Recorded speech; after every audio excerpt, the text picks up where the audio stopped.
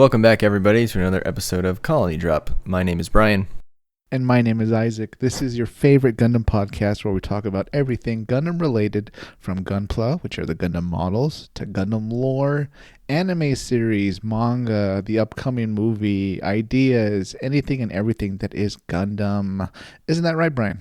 That is right. And today, Isaac, we have an episode which I'm not even really sure how to start with. We are going to review, discuss, talk about the first half of the show Gundam Wing.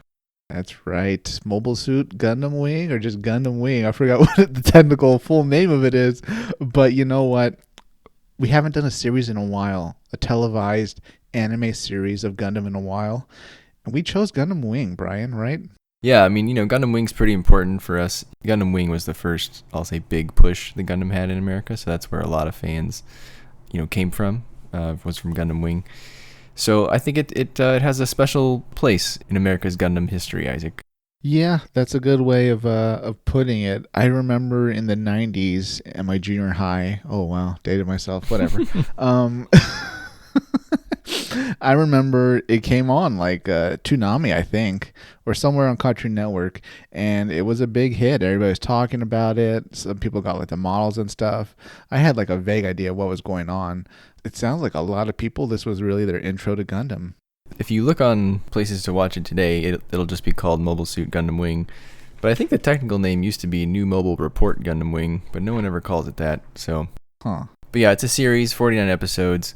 It was released, Isaac, in April of 1995 in Japan. Of course. It made it over here to Toonami on Cartoon Network in March of 2000, so a little later than you remember.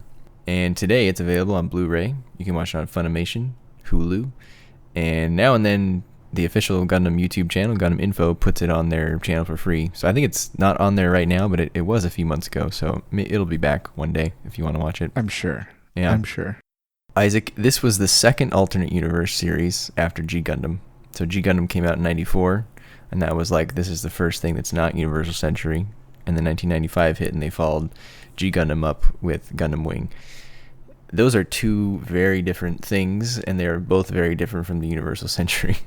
You took the words right out of my mouth. If anything, they're almost polar opposites in tone. It's like a pendulum swung, right? Like they were like, all right, Mobile Fighter G Gundam, it's going to be really campy and fun. Yeah. This, we are going to like delve into like a level of politics and political dialogue that'll make the Phantom Menace look like, I don't know, Sesame Street or something. Yeah, a second grade book report. yeah, because man, every character has like, I don't know what the standard requirements are in their education system, but whether you grew up in the colonies or you're part of Oz or the United Earth Sphere Alliance or whatever, you have to take like several mandatory courses in philosophy, apparently.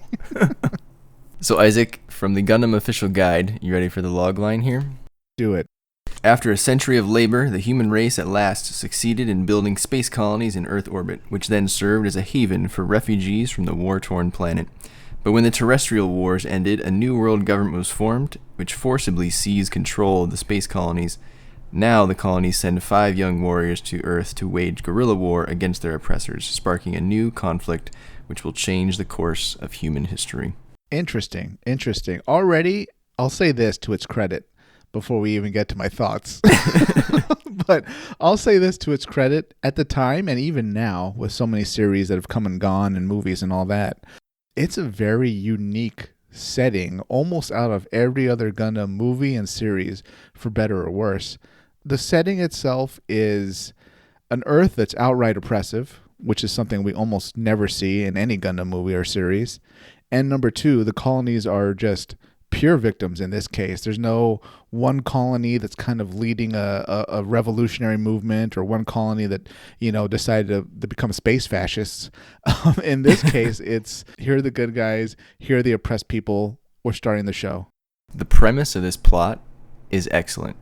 It's very simple, right? Colonies were wronged, and they are sending some Gundams out for revenge. It's hard to mess that up, Isaac. I know, right? But anything in life is possible, including messing up a great premise, especially with something as cool as, okay, there's like 5 Gundams and like they're being sent. They're going to fight. They're going to fight this oppressive evil government. You're like, wow, not only does it sound like a good saying for a series, that could be like a great game, right? You know, and everything. It's just, wow. And then the series actually starts and you're like, oh no. And there's a second paragraph here in the guide, which I want to read a few words from, because I think this sums up a lot of our thoughts. Sure. Gundam Wing has an ingenious blend of familiar elements from the earlier series combined with brooding, pretty boy heroes to give it a broader appeal to female viewers. While it leans heavily on stock footage of the invincible heroes trashing legions of disposable enemies, and sometimes bogs down in extended speechifying about peace and human destiny, Gundam Wing's nifty gadgetry and enigmatic charisma of its heroes make for an engaging romantic adventures. Here you go, Isaac, this last sentence is for you. Attentive viewers can also occupy themselves by attempting to decipher its incredibly convoluted plot, rife with conspiracies, coups, and sudden reversals. They're right. I mean... I'd say about 75% of that second paragraph was right. The allure part, they lost me because I know we normally do our kind of review at the end or our thoughts and closing thoughts, but I have to say, just going into this here at the start of this episode, I did not enjoy this the first time I saw it, way back when, and I did not enjoy this now, having rewatched this first half today, or the final episodes of the first half today. I thought this series was poorly written. I thought it had maybe some confusion about what it wanted to be about and say as a series. I really did not enjoy almost every episode. It essentially got to the point where I was enjoying how much I didn't like it and how silly and ridiculous things got. That'll be my opening remarks. Oh boy. Thoughts, Brian? I'm largely on board with that. I think, though, we should reiterate the point that if Gundam Wing wasn't successful in America, then the original show wouldn't have made it here, and we wouldn't be fans of Gundam. You got me there, and I feel like a lot of people that have such fondness for this series, such love for it, what they're really saying was, I was a kid in the 90s, I saw this, and I remember I really liked that at the time. If you watch it now, though... I think you'll be able to see a lot of the flaws, and you'll kind of roll your eyes at some of the lines people make and the overall plotting and the pace of the story, the writing, because, yeah, I'm going to say this is not a good series. I didn't enjoy it. Going back to your point, Brian, or your historical note that this was kind of the entry point for a lot of people. At the time in the 90s, boy bands were very big. Yeah. And I think we mentioned in another podcast about how our theory is the reason that these 5 pilots all happen to be under the age of 20 is because they really wanted a boy band without it being a boy band. Yeah. So this is as close as you can get within a Gundam series. Yeah, I agree. I think nostalgia goggles are very powerful here for this series. So just fair warning, if you're a big Gundam Wing fan, this isn't going to be a good episode for you. It's probably going to be a bit of a bloodbath here. But that is not meant to diminish Gundam Wing's importance to the overall development of the Gundam fandom, because I do think it's very important.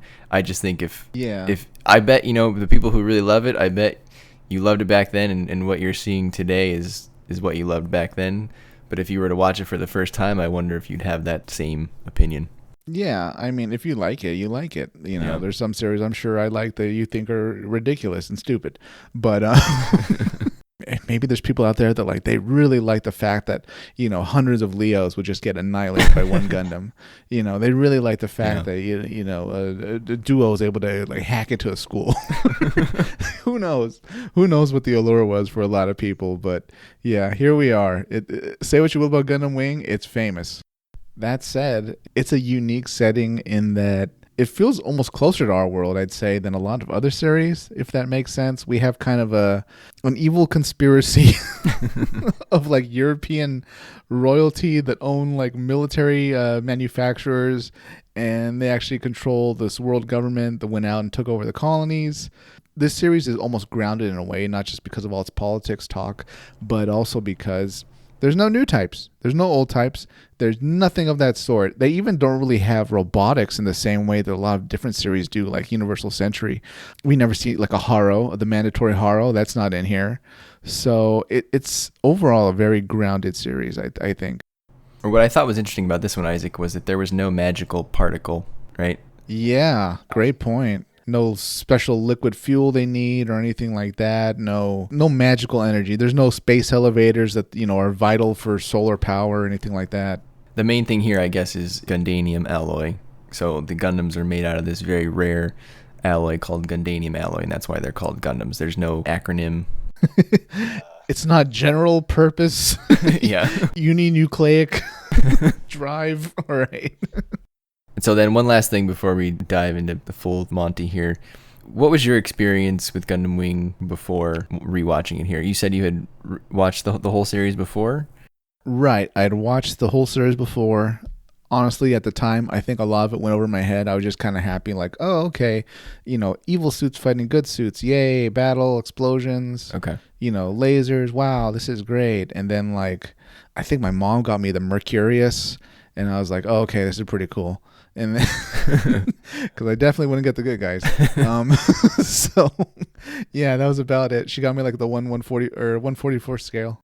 Got it. Okay. So my experience, and this is for frame of reference, I think I had seen a handful of episodes of the show. I didn't have cable until this was off Toonami, so I never got to watch it live. I did attempt to watch it once or twice in the early 2000s. I don't think I ever made it all the way through. I did, however, buy the OVA, the movies, Endless Waltz, and I've probably seen those 5 or 6 times. Wow. But I don't think I ever watched all 50 episodes or whatever this show. That's setting the stage, listeners. So, Isaac, how do you even want to talk about this show? I ended up with a list of what the F moments, a list of moments when Hero was a savage, and then just a bunch of other, I don't know, things I want to ask you. Wow. This is like a multi-episode thing, right? Because you kind of packed it of like top hero moments and like, reasons that made me scratch my head. What exactly is Oz? Things like that. But why don't we do like, I really want to get into those because those sound like fun and we can definitely run off on tangents. But off the top of your head, can we hold hands and run down the road and give like a quick timeline of episode 1 to episode 26 in general, what happens? Right. This is how I view it in my mind, Isaac. I'm going to say the first half has like 3 parts. Okay. The first third, the first 8 episodes or so, seem like a series of very loosely connected events that could have been condensed to 2 to 3 episodes, and that basically consists of us meeting all 5 Gundam pilots, them figuring out that they got sent to Earth to fight Oz to take revenge for the assassination of the colony leader named Hiro Yui, who is confusingly has the same name as the main character of the show 20 years ago. While we're on Hiro Yui's name, isn't that the equivalent of like the Navy SEAL, like the leader of the Navy SEALs, SEAL Team 6 that they sent to like get Osama bin Laden? Isn't that the equivalent of like his code name was George Washington? Kind of. Right? It's like, well, is this necessary? I keep waiting for them to explain our hero's name a little more, but yes. So the colony leader, Hiro Yui, was assassinated by Oz 20 years ago, and the colonies are now sending these 5 Gundams to take revenge. However, they failed to tell each Gundam pilot that there were 4 other Gundam pilots all on the same mission at the same time. So the first 8 episodes are like these 5 dudes sort of fumbling around, figuring out that they're not enemies and that they all really have the same mission. And then they all have like random jobs, Isaac, for like no real reason. For some reason, Trowa has to work at the circus. Like, did they not give them an allowance? Like, did they make them earn their own money? Yeah, right. So many questions are raised. First, they don't really explain what Oz is, Organization of the Zodiac. You kind of have to piece together that, okay, it's this group of nobles. They own Romefeller.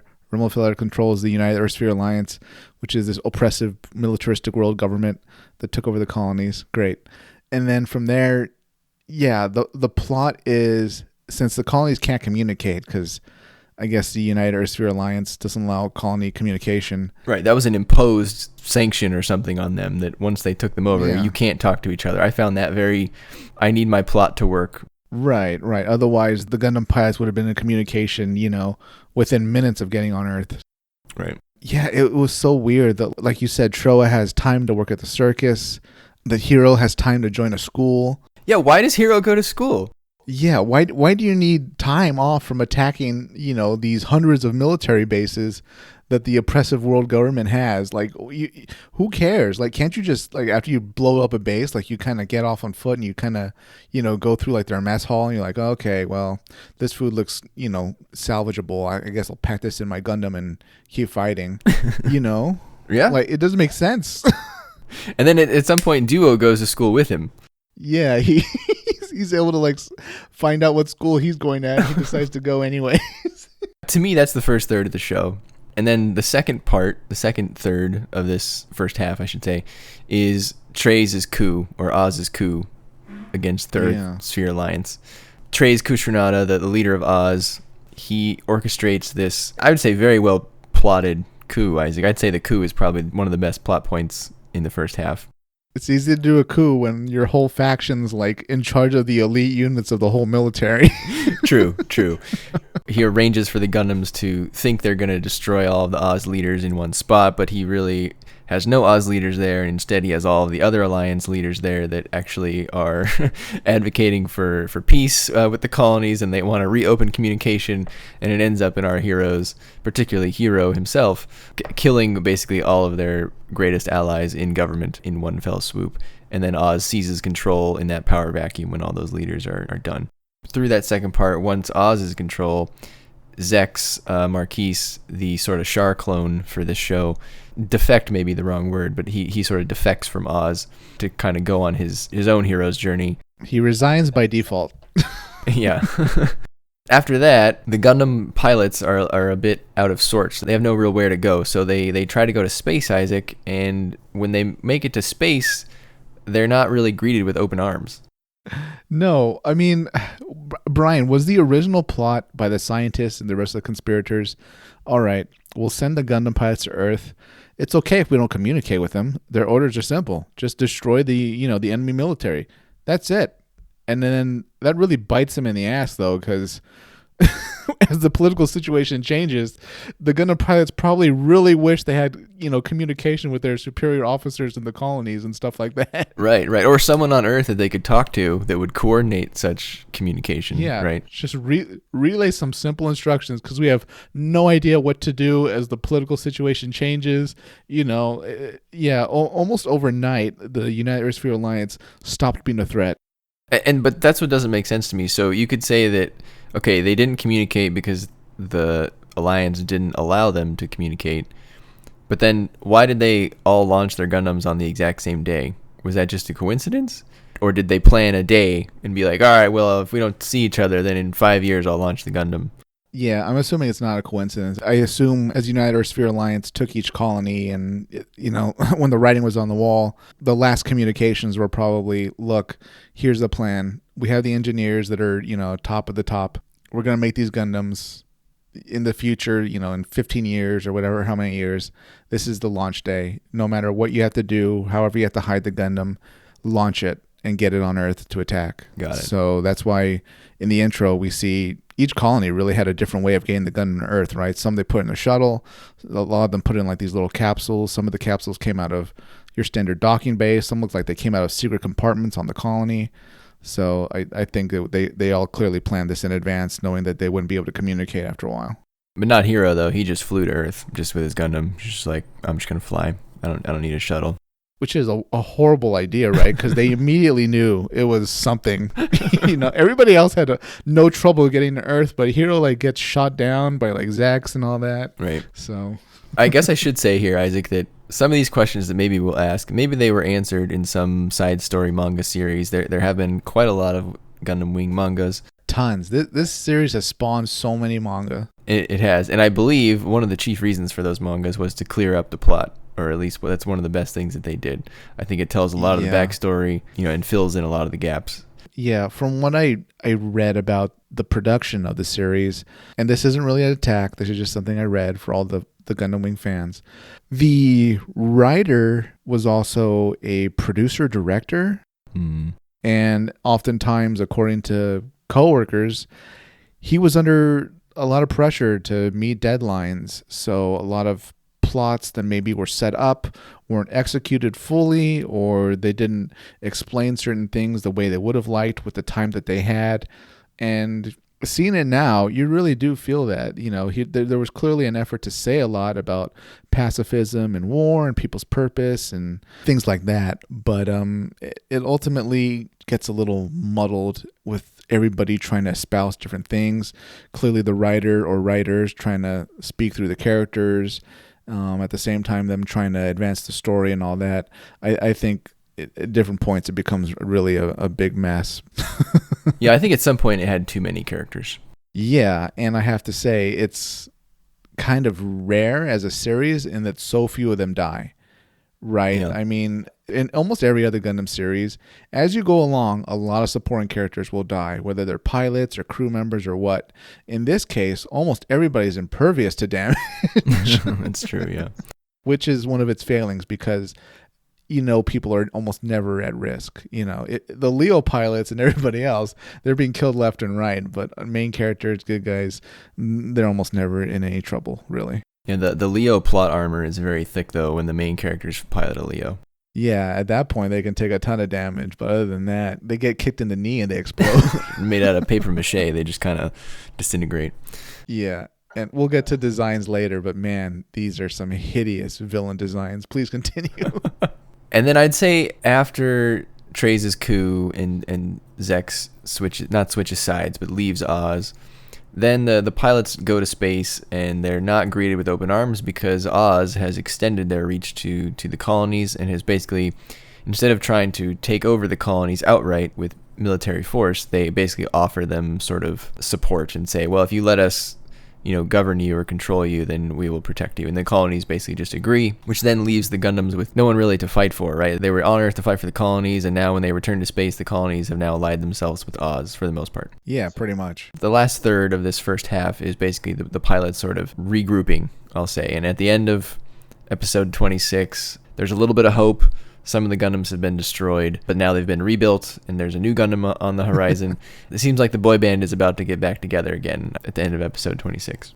Yeah, say what you will about the United Earthsphere Alliance, but I mean, they clearly were very effective at getting rid of any type of hierarchy or organized resistance the colonies had. The colonies, even when they get communication back, it's not like, Hero and Duo start getting constant communication from the colony resistance. They're still on their own. They're almost kind of abandoned, really. To an extent, it seems like just the scientists were the ones kind of in on the whole plot to fight Earth. That's one of my questions for you. If the colonies just sort of capitulate that quickly to Oz, they didn't really seem to care about the Gundams too much. Was it really just the engineers' idea? It didn't really seem like the bureaucrats of the colonies cared too much. Yeah, I'm assuming they had no idea. And also at the same time, well, we got some more resistance characters coming in the second half. But yeah, I would have liked that explained a bit more because you'd think the colonies would be distrustful of any government from Earth trying to, peacefully or militarily trying to, force them to kind of unite with them. But no, they're very eager for Oz to open factories. Was their economy bad? They never really explained that. But apparently, yeah, they're like, sure, why don't you come aboard and all that, man. I mean, I think they tried to explain it with one line because there was that one older bureaucrat in the colonies that was very distrustful of Oz, and he seemed very disappointed that the younger bureaucrats were just capitulating to them. So maybe they were trying to pitch it as these younger people don't remember what Oz did, and that's why they're fine with it. And Quatre's dad. Exactly, and Quatre's dad didn't want to do it either. No, well, Quatre's dad, what confused me was there was a colony there where he was kind of de facto leader, right? Just because of how wealthy and influential he was. But he was peaceful. So when he doesn't get his way and it becomes clear the colony is going to, agree to unite with Oz and Earth, he disconnects a resource asteroid that was connected to the colony that he owns? Well, I think he was in charge of the resource satellite. I don't think he actually controlled the colony. But I was confused about that too. I could be totally wrong on that. It wasn't very clear. I agree. Yeah, I was like, okay, he owns the asteroid. He mines it with his corporation. He's disconnecting it because he no longer wants to do business with the colony. And in response, the colony destroys him with their beam weapons mounted on their colony. Which I didn't really understand because I thought they were trying to, because like they need his resources, don't they? Like, Yeah. were they gonna like shoot his satellite, kill him, and then go reconnect it? Like, what was the plan there? Yeah. Hopefully they hit like just his command section of the asteroid. Otherwise, they just kind of ruin their own economy, I assume. But that's a good example of things in this show where I found myself rewinding key parts to like try to understand what the heck was happening many, many times. Yeah, I mean, one thing that really confuses me is, you remember Treize going for a walk around, I think, the Romefeller headquarters? Yeah. And there's a woman with some friends, or maybe she's with her family, and like her child is like going down a pier. Oh, yeah, yeah. Uh-huh. There's this little baby, like, I don't know, it's a 1-year-old or something. It's trying to grab a butterfly, and it's at the end of the pier. It's pretty close to the water. It could fall in. And the woman's very concerned, and she kind of tries to run for it, but Treize stops her. Why? I remember that. I think was he trying to do some sort of like, only the strong survive, like this kid will figure it out, and if not, then that's it for him. So wait. So if the baby did fall in the water, you don't think Treize would jump in? I don't know. Maybe. Jeez. Yeah, maybe he was giving him the opportunity to figure it out and see if he would follow it. I remember that being weird as well. Yeah, I mean, I'm not a big Treize fan, but I'd like to think he would jump in and save the baby. But right. You never know at the same time. Maybe he was like, well, I want this baby to make its own decision. I hope he knew that woman, right? I don't think he did. I felt it was like she was just a passerby. Some stranger stops you from saving your baby. And she like let him do it. She didn't like really protest. Yeah, well, she was on the Romefeller grounds, so I'm assuming she knew who he was. He might know who she is. Okay. Maybe she was some high up guy's daughter or something hanging out. That's some toxic masculinity right there, Isaac. Absolutely, yeah. Treize, come on. Goodness. So I don't know, Isaac. My notes are in order. Brian, let's go down your notes. All right. Uniforms on your notes? Are we going to talk about uniforms? I do not have uniforms on here. Although I do have one note about uniforms that I want to ask you about. It's not about like the official uniforms. It's a more of a hypothetical. But we'll go for it. So I'm going to switch between what the hex or what the Fs and Hero being a savage / superhuman. Okay. Do it. What the heck? In one of I think it's episode 1 or 2, when the Alliance troops are fighting Wing Gundam, it falls into the sea, and then one of them remarks, "It can only be made of Gundanium alloy." And then another says, "Well, then it was a Gundam." And I was like, "Well, there's never been a Gundam before, so how did you know it was a Gundam?" Because that doesn't have a name. It doesn't have a name yet. Maybe they were like briefed vaguely on what they knew about Operation Meteor, because if you remember, Relena, she's flying next to her dad at the beginning of the series, right? Yeah. They're going from a colony to Earth. Mm-hmm. And he like really offhandedly mentions apparently secret intel from a secret meeting, like, oh, this must be Operation Meteor or Operation M or something. And she's like, what? Yeah, that's true. So he was updated on it, and he's a diplomat. And even as a diplomat, from the way we saw officers from the Earth government, the United Earth Sphere Alliance interacting with him, he's not very favored by the establishment. So I'm guessing gung-ho soldiers probably had the same intel he did, if not better, about the possibility of there being these things called Gundams. They're made of Gundanium alloy, and they're a threat. All right. And the hero's a savage. He sits next to Relena at school, and she invites him to her birthday by giving him a note, I think. And he immediately tears it up and says, "I will kill you."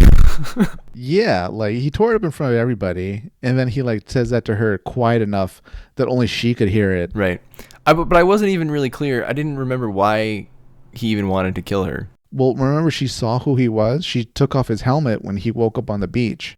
Is that it, though? Pretty much, yeah. He remember he covered up his face, and then like he kind of came to, and then he started running, and then the ambulance showed up, and they tried to save him, and he like beat them up and stole the ambulance. I guess. She's the only one that could piece together. He washed up in a flight suit. He's the Gundam pilot. Yeah. So that's essentially why he wanted to kill her. All right. In the same vein, he fences with her classmate and breaks his fencing sword while stabbing the guy through his fencing mask. Yeah. That takes a lot of strength. Then apparently they have horsemanship at this fancy ass school. So he's riding his horse and he jumps really high. Like if you ever watch like the X-Men movies, they're really obsessed with jumping really high. Like I feel like the hero has jumping powers. Like he can jump really high. Then he went in and hacked the school computer system and paid all of his bills. Yeah, I guess that answers why how they expect the pilots to survive. You know, they send them to Earth. I guess they've got a good enough hacking skills or access to whatever software they need, or maybe they got some money in an account where you can just enroll in this private boarding school and at the same time hack away whatever you need financially. While he's doing that, he's also looking for missiles to blow up the Wing Gundam with. So it's quite the multitask right there. Does that imply he like hacked government systems or something, right? I don't know. Yeah, it had to. It had to be, right? He looked at the inventory for like a military base. Right, yeah. And then he breaks into the military base with no real effort and wires up the missiles. By the way, did you notice how many times they steal things in this show? I'd say at least every 2 to 3 episodes, they're stealing either a carrier for their Gundam, a truck, or they're breaking into some military base of somehow. There is no security in the after colony century. Yeah, and that kind of continues the problem with this show. Like, there was never any threat by like the guards or the base's defenses or anything like that. Did you notice that Relina drives in a pink car? I thought that was hilarious. Oh, her limo, right? From her squinty-eyed chauffeur butler. It's very Relina. I was very confused when she had her like fancy ass birthday party. That was like, a gathering of nobles, and her dad's about to leave, and he drops all these papers, and she sees the pictures of the shooting stars, and she knows that her dad's story about the radio story about the meteorites disintegrating is a lie because she saw, Hero wash up on the beach, and then she wonders if he's a little prince. That was out of left field. I mean, come on. Relina's a young girl, she's thinking whatever thoughts young girls have. Okay, well, immediately after that, our little prince drives his stolen torpedoes from the military base on this truck that he stole, and then he runs his classmate off the road who was going to go to the birthday party. Oh, poor guy. Oh, God. Relina runs off from her birthday party to go find Hero at the military port, and she tells everyone, "I'll be back in a few minutes." Isaac, I don't think she came back in a few minutes. No, it was like nighttime by then, wasn't it? Yes, and then when she finds Hero, she watches him load the torpedoes, and then she astutely observes, "Those are torpedoes, I can tell." She's a sharp girl, Brian. What can I say? Again, I don't really understand why Hero has to go to school. But if he does have to go to school, why doesn't he just kill her at school? He could have killed her anytime they were at school. They were at school for a long time, apparently, together. Yeah, right. Also, they were alone at the military base. I think the duo shows up, but like at that point, well, duo wasn't there the whole time, so he could have killed her then. Right, but he could have killed her during fencing class, during horse class, at the birthday party. I don't really get it. Speaking of duo showing up, so Hero's kind of like hurt, right? Because he like falls down the cliff, and then Duo takes him in to like the medical center, but then like he's like strapped down to the table, and the scientists are collecting data on him, and Duo, I guess, brought him there. The scientists say that he has over 200 bruises and broken bones, Isaac. I don't think that's humanly possible for someone who can get up and walk like Hero can. We don't know what kind of analysis they're using, Brian. Maybe they mean like micro bruises or something like that, right? Like very small ones, But then Duo beats up the doctors so that he can help Hero break out of the facility. So why did Duo bring him to the facility if they had to break out together? I don't think Duo knew he was a pilot, right? At first he thought he was just kind of harassing Relina at the military base. Then he wanted, Duo put on his knight in shining armor, and he took a gun and he held Hero at gunpoint. And then he probably got confused because Relina tried to protect Hero, even though Hero tried to kill Relina, or was at least talking like he was going to kill her. And then things got even more wild with, Hero got on top of like the torpedoes, and then he did like that backflip that injured himself. Yeah, absolutely. And then when they break out, they jump out the window, and Hero waits way too long to open up his parachute, and he rolls down the rocky hill. And then at the bottom, he's like regretful that he opened his chute and he just didn't die. Maybe he has a death wish, right? Because like he agreed to be a lone pilot. Yeah, everyone in this show, I think, has a death wish, right, Isaac? Maybe not Quatre and Trowa. I don't know, because like now they have each other. But Duo also doesn't have a death wish. He seems more like the most logical and focused one, I think. Hero's just soulless. Like, I can't believe he's the main character sometimes. He's just such an uninteresting, bland, boring character. Like, his personality is like stoically empty. He's just a tough man on a mission. It's not very interesting, I think. Agreed. He seems like a 90s action hero from a video game that you, the player, play as. Yeah, he doesn't seem like very much a stand-in for the audience because he's so cold and trained and calculating. About this time is when we learn a little bit more about Zex Marquise, who at this point just seems like sort of Treize's right-hand man. It turns out that his real name is Miliardo Peacecraft, and he's sort of the heir to the Sanct Kingdom. What a terrible name. Miliardo Peacecraft. It is terrible. Well, the Miliardo part is okay, I guess. I'm guessing since all the names in this series are based on numbers, that's a million in some language. Peacecraft. Wow. You know why it's Peacecraft? Because his family is dedicated to pacifism. See what they did there? Of course. The Sanct Kingdom. They really kind of glossed over why the Sanct Kingdom got invaded and conquered by Romefeller. I guess if you're royalty, you can still get wiped out if you're against the agenda for war. Right, and Zex is sort of undercover with the goal of one day fighting to bring back his kingdom. Is he undercover though, Brian? Because it seems like it's half of an open secret, right? Well, I got a lot of questions about that too. Okay, I was going to say, it sounds like a lot of the important people know exactly who he is. Well, not Lady Un, apparently. I guess not, yeah. But, well, I guess you could trust Treize, right? They have, like, a working friendship, even though they're probably on opposite sides. Treize seems to implicitly trust Zex, despite knowing that Zex could turn against him one day. Is that fair? Yeah, I suppose so. It looks like... Well, is Treize aware of Zex's kind of promise to himself that, like, when the mask breaks, when my ceramic mask breaks, even if you're not around, that means we become enemies? I think he is, because he asks him before his mask breaks a little later on. He does ask him, like, oh, are you going to leave me now, or are you able to continue at Oz now? So I think he knows that one day he won't be around. Okay. He knew it was a temporary friendship, temporary employee. Okay. I feel like there's a lot of off-screen romance going on here, Isaac, that we don't see. One of the first ones we get is when we learn more about Zex. We also meet his former classmate, Lucrezia Noin, who I really like. Actually, like her character. She has great hair, good voice. You know who she reminds me of? Who? Trinity from The Matrix, right? Oh, I could see that. Yeah, a little bit. I know it was ahead of time, but like. I mean, well, not personality-wise, but right. They look pretty similar. And going off what you said, I feel like she's maybe the most level-headed person on like the side of Oz. Well, unless you're Lady Un in your like Colonel persona. I wouldn't say she's level-headed. I'd say she's ruthless and like almost bloodthirsty, right? Treize had to kind of calm her down a few times. Yeah, well, I meant in terms of like getting stuff done. Oh yeah, she's very gung-ho. Yeah.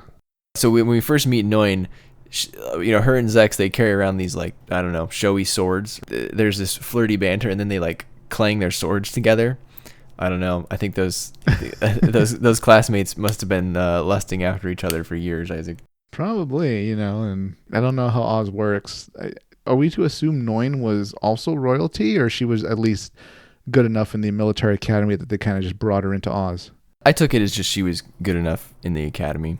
Okay, that makes sense. Well, I guess not everybody in Oz has to be royalty, right? It's just if you're one of the specials and you're loyal to them, I guess you're part of the group. Yeah. What do you think about Wu Fei, Isaac? We haven't mentioned Wu Fei yet. He's another one of the Gundam pilots. He has what I consider to be the most savage line in the show. Which is? Okay, Noin is chasing him with some Aries, and one of them has a space laser, and they're about to shoot him. But Noin tells them, no, don't shoot. And they ask Lieutenant Noin, or whatever her rank is, why not? And Wu Fei replies for her, and he goes, because she's a woman. And then he kills them by slicing them up with his like partisan thing.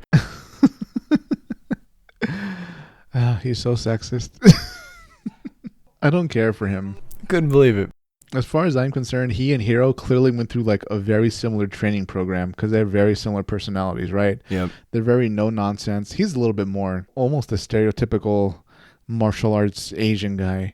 Both of them in general are very cold, calculating, kind of bloodthirsty in a cold way. But yeah, I don't like either one of them. I'd much rather hang out with like Quatre or Duo, right? Yeah. They actually seem almost normal. Yeah, Duo seems the most normal. Duo seems very much like a man on a job, right? Like when this is over, he's going to like run a cheeseburger business or something. right? Like everybody else, well, Catra's kind of weird because he's got like so much money and stuff. Yeah. Trowa's like way too quiet. He's like a serial killer or something, in private or something. I don't know. But Does work at a circus. He's a clown. yeah, but like he like does things like pet the lions.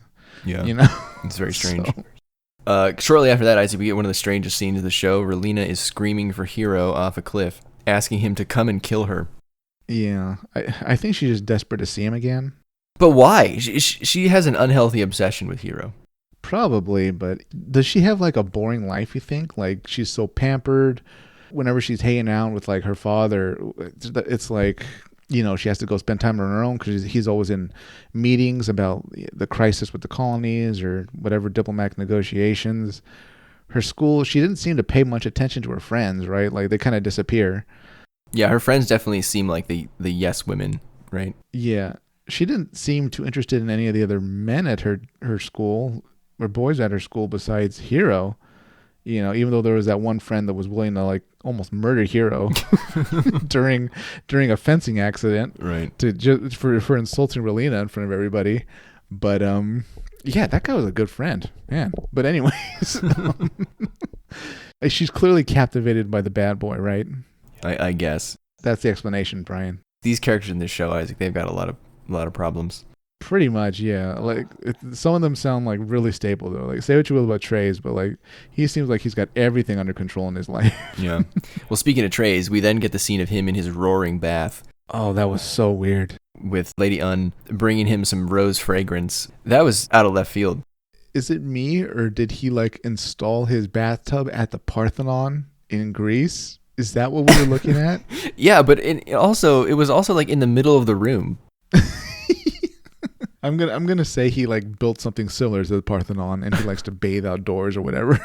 But yeah, it's very odd to have your villain taking a bath in Gundam series or any in any series really. And to be waited on by your like right-hand associate. That would be an HR issue today. Yeah. Well, Lady N doesn't care, but yeah. She's like so fanatically loyal. It doesn't make sense. Like, what's her backstory? It's probably in a manga. I don't know. Speaking of Lady Un, maybe I just heard things wrong, but I swear for the first like 5-6 episodes, they said her name is Lady Ein, and then they changed for the next few episodes to be Lady Un, and then by the end, it was Lady Un.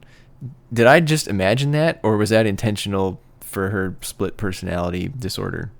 No, I think you're right. I remember in the beginning, a few maybe junior officers kind of referred to her one way, and Treize got his own way of talking about her, Zex. So maybe it's a case of like the junior officers don't really work with her that often, so they saw her name on like writing. You know, they got the email like, hey, this colonel's going to be showing up tomorrow, be ready. Yeah. So they refer to her in the way they think her name will be pronounced, but like Zex and Treize and everybody else, they've known her for forever, so they know how to actually properly say her name. Yeah. I couldn't tell if it was intentional or if it was just some of the dub was wrong.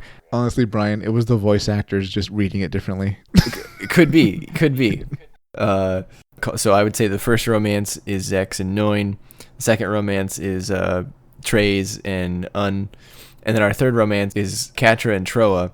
When they first meet, they do a duet together, Isaac. One plays violin, the other one plays the flute. And there's just this very bright background with these like lights.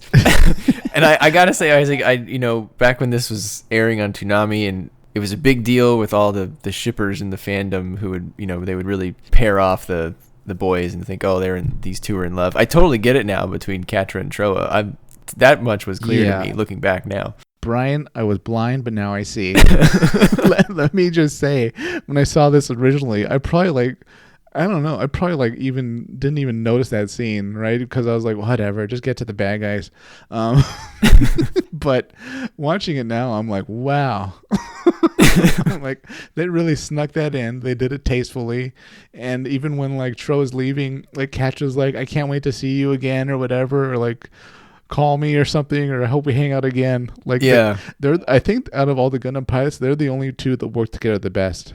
Yeah, like, I think it was Trowa who tried to leave, and Quatre was like, "Oh, but I really wish he would stay." And like, I thought they were just gonna like drop Trowa right there, and like we were, we were just gonna get it on.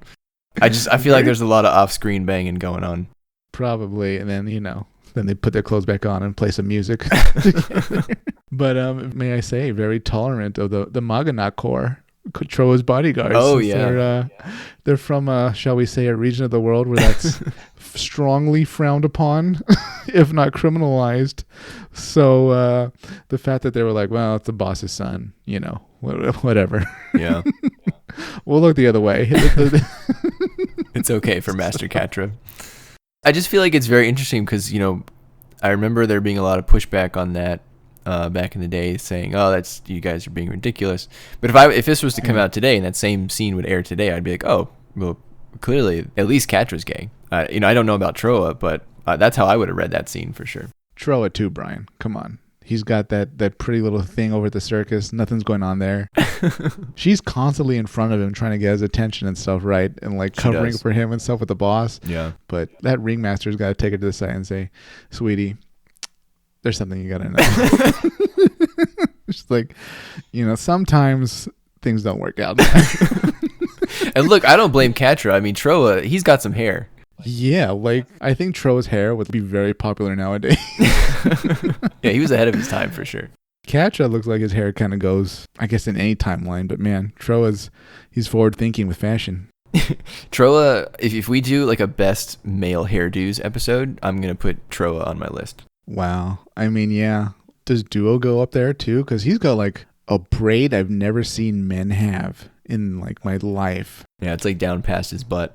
Yeah, something like that. And it's like, well, I don't know anything about braids, French braid or whatever. But yeah, and oh God, Wu Fei, he's got like... He has terrible hair. I might put him on the worst hair list. Somebody has to take him aside and say, "Son, if you keep your hair that tight, you're going to go bald way early. You need to let it loose or something." Heroes is cool too, but Trowa, I feel like he just takes the cake, so... Yeah, well, Hero has like dramatic hero hair. Yeah, right? that's true. I don't mean Hero with one E. Yeah, like he's got like main character hero hair is what you're saying. Yeah, I also like how like the only clothes they sent him to Earth in is like a tank top and shorts. He wants to be comfortable on like who knows how long this mission was really supposed to take. It could have taken months or years, right? Nope, one pair of shorts and a very light tank top. If he needs more clothes, he'll steal it. Oh, and then so we do get to a point here, Isaac, where Colonel Un ends up killing Relina's dad. Oh God, yeah. They tried to like kill him really indirectly, remember, Isaac, with that like time bomb thing, but then Relina brought it back and then they like had to throw it in the window. Yeah, Lady Un went through she went through the trouble of getting a bomb that looked like a powder case, right? Like a makeup case. And she had to like order that, put the right explosives in it for the right room, figure out the timer so that she could like be out of the room. She set all that up to like also avoid any connection to herself being responsible for killing Minister Dorlin, Relina's dad. And what happens? Relina brings her the case thinking she forgot her makeup case. So she just like in plain view in public chucks it at the window knowing the bomb's going to detonate in seconds. If there's any cameras, there's going to have footage of like an Oz representative essentially committing an act of terrorism. Right, exactly. But Relina gets away, and like they try to go chase her or whatever, and this happens in the colonies. But then Relina makes it back to Earth, Isaac. But like she doesn't tell anyone what happened. Why doesn't she go tell anyone? She doesn't even tell her mom. Yeah, I don't know. Shock maybe, but then again, like they could have done away with that so quickly by like a quick, well maybe they did and I just wasn't paying attention. Just a quick, radio broadcast, or you see a quick snippet of news saying, oh, a colony terrorist killed Minister Dorlin today. Then you'd be like, oh, okay. I think they did blame it on someone or whatever, but like she still knows the truth. She could tell, I don't know. So I guess I'm disappointed with her inaction, I guess. I mean, her inaction, speaking of inaction, the Noventa family, oh my God, they're like the most forgiving people, aren't they? Mrs. Noventa and her granddaughter, they weren't mad at Hero at all, really. They were killing Field Marshal Noventa. Yeah, that was an interesting part of the series. What was the resolution to that? Did it ever really come back? I mean, no. They just kind of wrote, I think one of them wrote Hero a letter, right? And they gave it to Relina, and Relina, she tried to give it to Hero, and they pretty much just forgave him and told him, you're clearly being eaten up by this, but Noventa wanted peace. so we kind of forgive you, blah, blah, blah. Has she given it to him yet at this point? I think she already gave it to him, or at least told him the gist of it. Oh, okay. Another what the F moment, Isaac, is there was one diplomat to the colonies, and that was Relina's dad, and he's dead now. That should reflect what a low opinion the United Earthsphere Alliance had on the colonies. That for these possibly billions of people, they get like one representative, or maybe that's how they just did things. They're like, Mr. Dorland, you're going to be busy. You're going to be flying back and forth between these colonies and Earth all the time. You're not going to have any time for your daughter. And at the end of the day, you kind of have like a pointless job because we're just going to do whatever we want anyways with the colonies. They had no respect for him, Brian, because do you remember that meeting where like he kind of reports back about, this is when Operation Meteor's already started. He reports to like a group of generals, and I think one of them like actually lifts him up and kind of shakes him by like the collar and like kicks him out, right? Because they think he's a colony spy, which makes no sense. Right. How is he a spy? Yeah, what was he gaining from doing that? I don't understand. Yeah, if he's a spy, I presume he's been working for the United Earthsphere Alliance for years, if not decades, then things should be worse. He should have revealed like the meeting location to the Gundam pilots, but that wasn't a problem because the meeting wasn't attacked. So, right. There was a part I thought was really funny where Catherine, the circus girl, she's getting really mad at Trowa and realizes that, Trowa kind of has a death wish. So she gets mad at him. She's like, why are you thinking this way or something like that? And then Trowa very seriously says, like, I told you, Catherine, this is my job. And he walks away in a very serious manner, but like he's wearing clown pants. And so like the tone is just completely off. They should have put in a line, I'm not clowning around. So at this point, I think Kiro has changed schools, right? So he goes to a different school now. He just hacked the system. He transferred himself. I think there's like a ball or something, and him and Relina are dancing. And she asks if he's still going to kill her, and he says, "Yeah." This is the fourth romance. I think they're gonna like hate like off screen, just very angrily. Man, Relina really likes her bad boys, right? Is this her thing where she's like, I want a boyfriend that tells me he's gonna kill me?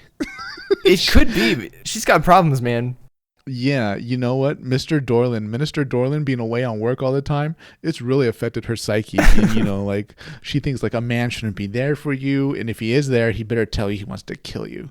Yeah. That's it. We just cracked it, Brian. We just cracked the case. She thinks because he wants to kill her, like he desires her. Oh my God, she's so warped.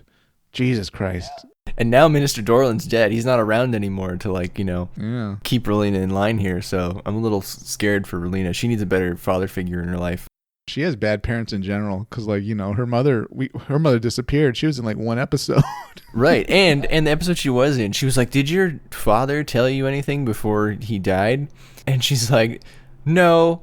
But like, if you were the mother, wouldn't you like come clean about whatever it is he didn't tell her at that point? Wouldn't you be like, yeah, by the way, your name's Peacecraft? Well, that does kind of get revealed, right? Doesn't Relena tell her something like that? And then, or Relena says, I know later on, but then she says like, you'll always be my mother. Right. But my point is, why at that point, why wasn't the mother volunteering the information? Instead of asking, did he tell you anything? She should have been like, hey, now that he's gone, we need to talk. Maybe Minister Dorland said, you know what? If I die, I'm taking the secret to my grave. God. Honey, I want you to take it to the grave too. She doesn't even know she's adopted unless events happen where we have to reveal it to her. Yeah, that's fair. Again, the coup was around this time. That was, I thought, very well executed. It almost seemed like an incomplete coup, right? Because for the next 10 episodes, they're still trying to mop up the United Earthsphere Alliance. There's so many holdouts. They're all over the world still, and even in space, they still have different bases on colonies and asteroids and little pockets on islands and stuff like that. They're very... I don't know who they took out, just the leadership or what, but there's a ton of Earthsphere Alliance still left. Yeah, that's fair. That does become sort of the purpose of the rest of the show, right? They want to make the mobile dolls so that they can resolve, in quotes, all of the conflicts on Earth. They're just going to dispatch the mobile dolls against all their enemies. So, yeah, it seems like they have a fair amount of enemies left. Yeah, they're really relying on Tubarov. Yes, Tubarov, the homicidal engineer of the mobile dolls. God, Tubarov kind of got the short end of the stick, right? Because nobody has a uniform like him. Everybody at Romefeller and Oz, they get kind of, your typical European uniforms that you'd kind of expect, like, from a couple centuries ago. But Tubarov has, like, Maybe he's a chunky guy and he wants to hide it, but he's got like a very puffy outfit. There's a lot of poofy shirts in this show, and Tubarov is definitely one of them. He didn't want anything militaristic, I guess, since he doesn't actually go on the battlefield. So towards the end of the coup, Wu Fei finds Treize, and they have a duel with like a hand-to-hand duel with swords. And Treize wins basically effortlessly. He kind of like just destroys Wu Fei. And then as soon as he like, takes out Wu Fei, he says, "Oh, that was a good fight." And I was like, "No, it wasn't. You like barely moved and you like, totally owned the poor kid." Brian, Treize is above all a gentleman. So I believe he was being polite to his defeated opponent. But then Wu Fei leaves without killing Treize. Why did he let Treize live? I know it's because like he was honorable and he lost the duel. But Treize knew at that point that Wu Fei was kind of defeated as like an honorable person. So even if he got back into his Gundam, there's no way he's going to fire at the building. These pilots, they make Say no what you sense. will about Treize. He's very good at reading people. Yeah. So this is the point when Duo starts going to school with Hero, and they play basketball. He joined the basketball team. And they beat the other team 101 to 100. That is a really high-scoring high school basketball game. I mean, they're trained soldiers, Brian. Clearly, they've had basketball practice. But do Duo and Hero not play defense? Why is the score so close? That's a good question. Maybe they rotate them out. Maybe. Duo and Hero, like the coach knows, like, okay, I looked at their records, which were hacked. I can only use these guys on offense. So they get rotated, Brian. That's the only explanation. So here's the point where Zex gets the tall geese, and he goes back and frees the Sank Kingdom from the Alliance. One of the things that really bothers me about this show, Isaac, is there's a number of points in the show where the show has the situation in front of itself, and the characters are sort of addressing the situation. They're either addressing the situation or deciding to go left or right. And there's always just this weird hand-wavy explanation that makes no sense, and then they just proceed to the next plot point as if that was a good enough explanation. So here's an example. So now that Zex has freed the Sank Kingdom, Treize then asks him, "Hey, are you going to take off your mask now that you've had your revenge on the Alliance?" And Zex says, "No, it's my personal distinction, and it still brings my hatred with me into the battlefield." That's a response to Treize's question, but it makes zero sense and doesn't resolve the situation, and then we just move on. Yeah, I guess Treize left it alone because he was like, well, whatever. My friend is clearly under a lot of stress and very emotional right now. Yeah, there's quite a few more of those later on. What did you think about this other character that popped up randomly, kind of out of nowhere? Sally Poe. First, she was an Earth Sphere Alliance officer, right? Yeah. And then Oz takes over and she decides to become the resistance against Oz. Right. She just kind of randomly shows up, right? She's not part of any organized colony resistance against Oz.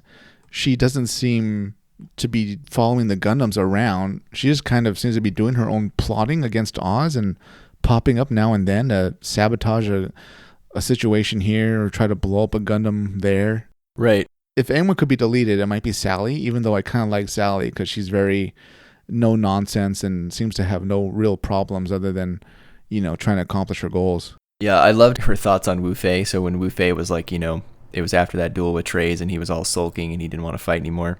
Someone's asking her like, why doesn't he fight? And her diagnosis was he thinks he's a loser. And I was like, wow, thanks, Doc, for that very accurate medical. She's right, though. What do you think about the part where Zex, instead of getting rid of the Wing Gundam, he took it in and started rebuilding it? I thought that part was great.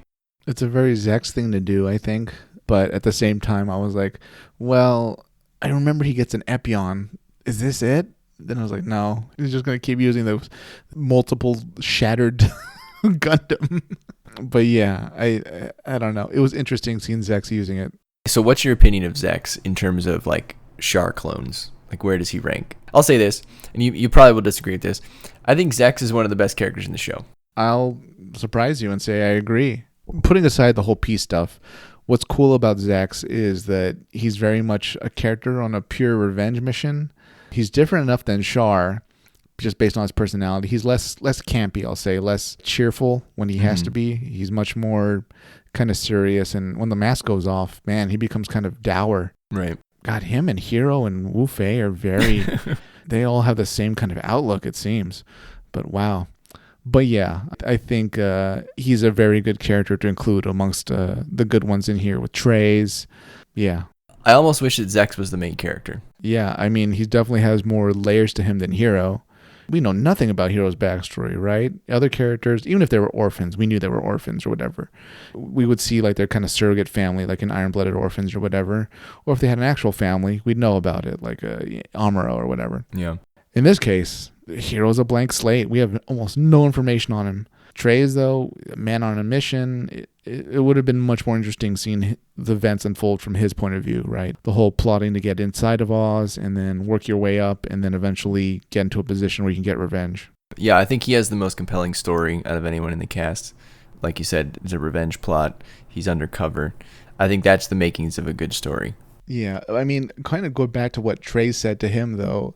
Zex didn't get revenge, though. He took out the United Sphere Alliance that was controlling the Sand Kingdom, but really, the people behind it all were Romefeller and Oz. They're the reasons the Sand Kingdom got destroyed, not necessarily the United Sphere Alliance. Yeah, that's fair. Man, maybe that revenge is coming.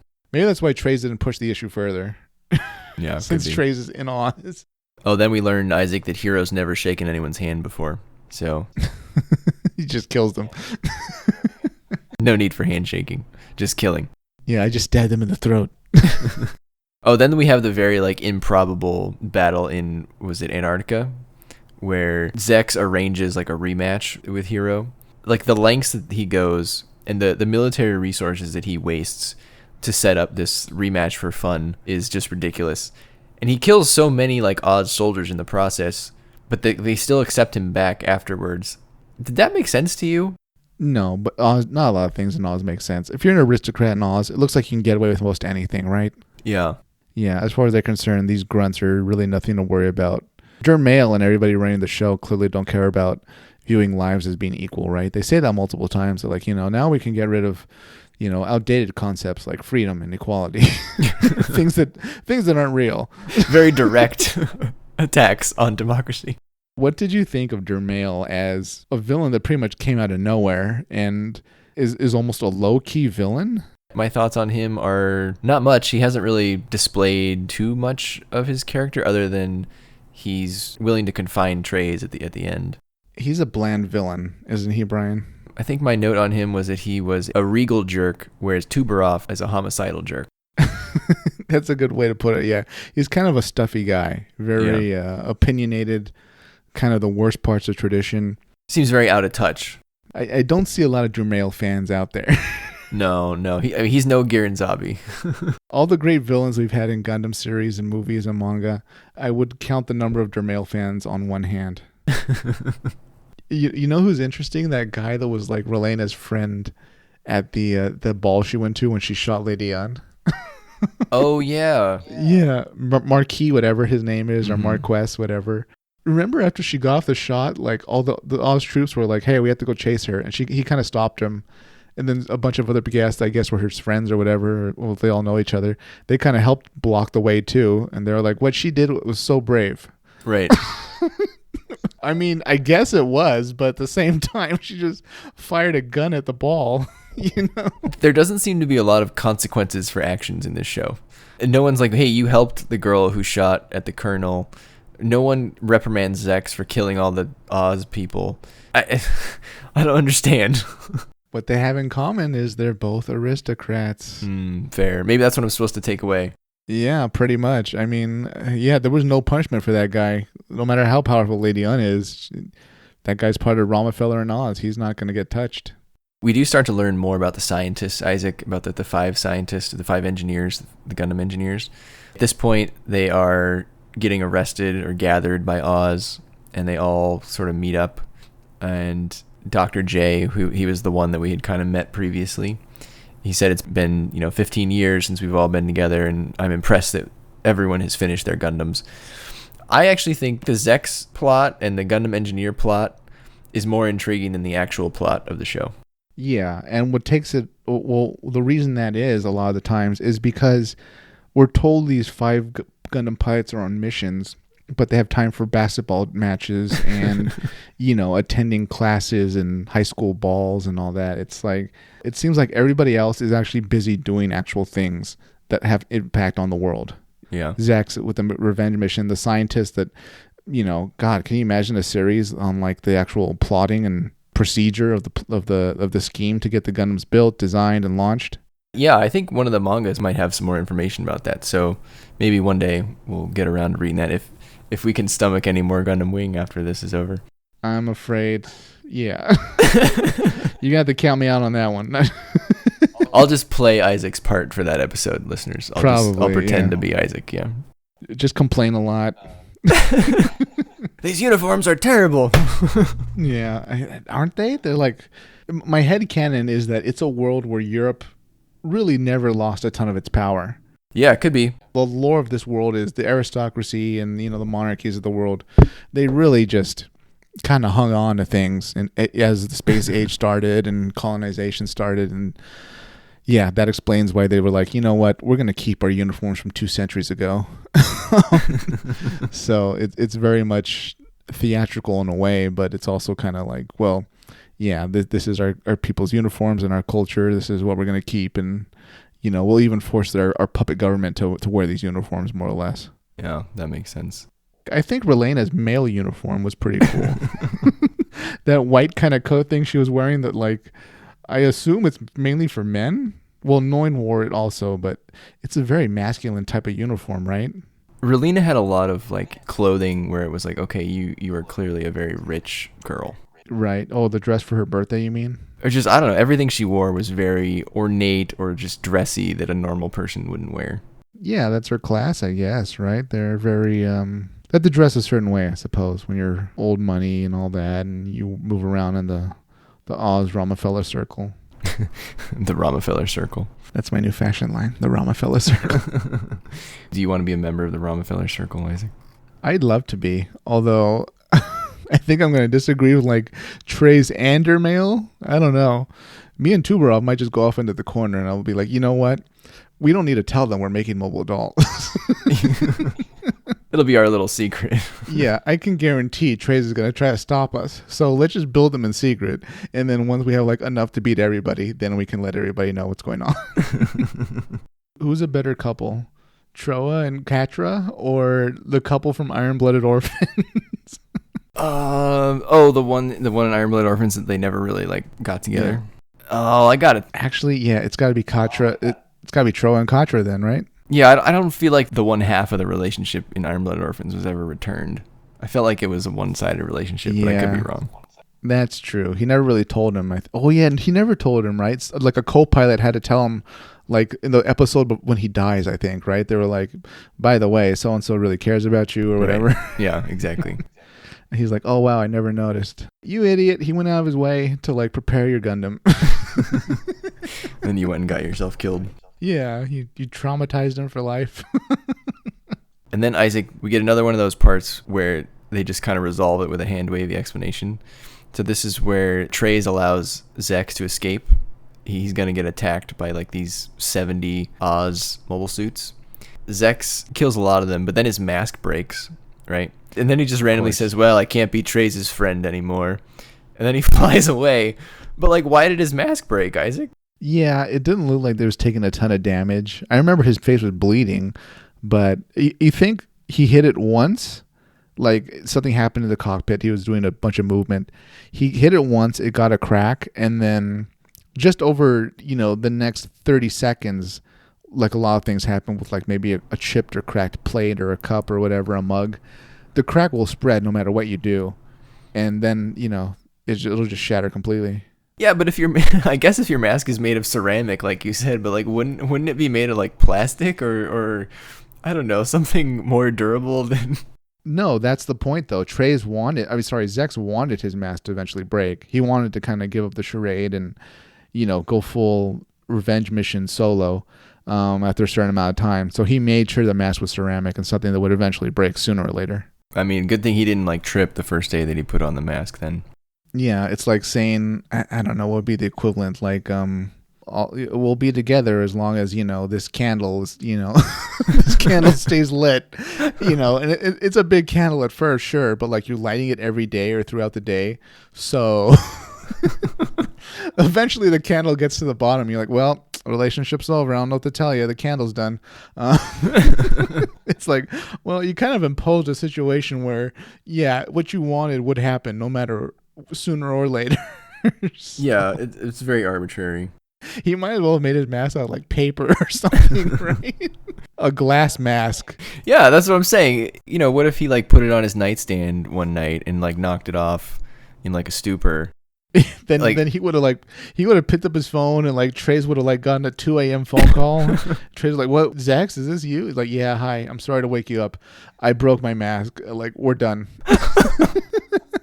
And Trey's like, "Well, couldn't you tell me tomorrow morning? Like, what happened? Are you on a mission?" "No, I put it on my night table and I knocked it off." He's like, "Well, I guess we're enemies now." He's like, "Yeah, bye. I'll talk to you later." "All right, bye." Those two. Do you see? Because I can't step back in time, and I don't really want to Google this, but do you see people shipping those two back in the day? Oh, Brian, everybody must have been shipped at some point, right? Yeah. There must be a Tubarov shift. Tubarov ship. Tubarov with who? DeMail? Probably one of the dolls. I was going to say one of the dolls, but no, I don't. Actually, no, he does know who Dermail is. So, yeah, maybe they had something going on, right? You know, they were like, Suvarov was working late, you know, typing some code, and Dermail came over with some hot tea. You know, comment below who you want to ship. Yeah, tell us who you would pair off in this show. Your weirdest, strangest ships. Put them below. I was a little shocked that, similar to our friend Kelly Lasner from 0083, when Zex wakes up on that beach and he randomly runs into one of the designers of the Tall Geese. How fortuitous, Isaac, by the way. This dude has like a whole hangar in his house that he can fit the Tall Geese in.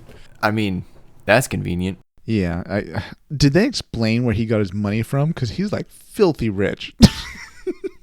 They said he was one of the original designers of the Tall Geese, so I assume that we can kind of consider him like a sixth, Gundam engineer almost. I'm sure that all those engineers seem to have good resources, so I'm sure they were paid handsomely. So I'm guessing that he bought this hangar in his house.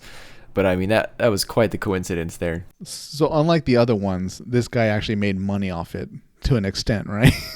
Or he at least bought property and retired. Yeah, he didn't put all his money into like the resistance movement. Right. Which is clearly not going well.